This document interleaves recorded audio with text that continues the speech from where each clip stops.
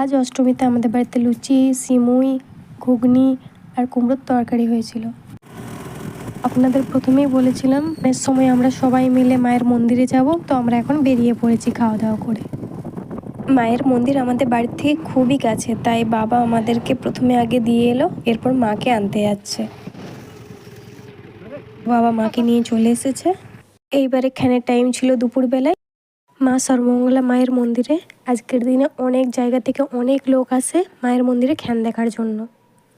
আমাদের এখানে খ্যানের সময় মায়ের মন্দিরের সামনে একদিকে ছাগল বলি দেওয়া হয়, আর একদিকে একই সময়ে তপধ্বনি দেওয়া হয়। যদিও বা কাছে যেয়ে তপধ্বনি ভিডিও করতে পারিনি। এবছরের মতো মায়ের মন্দিরে খ্যান হয়ে গেল, আবার একটা বছর আমাদেরকে ওয়েট করতে হবে আজকের দিনের জন্য।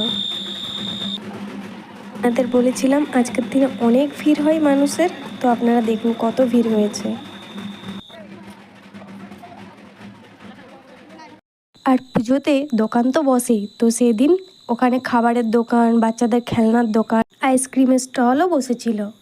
আর আমাদের এখানে আলাদা করে মায়ের মূর্তি করা হয় না। মায়ের মন্দিরে মাকে নিত্য পুজো দেওয়া হয় ও নিত্য অন্ন সেবা দেওয়া হয়, যেই অন্নপ্রসাদ খেতে দূর দূর থেকে মানুষজন আসে। আর খ্যানের পরে সবার পুজো দেওয়ার প্রসাদ নাম ধরে ধরে ডেকে দেওয়া হয়। তো আমাদের খ্যান দেখা হয়ে গেছে, মাকে প্রণাম করে আমরা বাড়ির দিকে রওনা হলাম।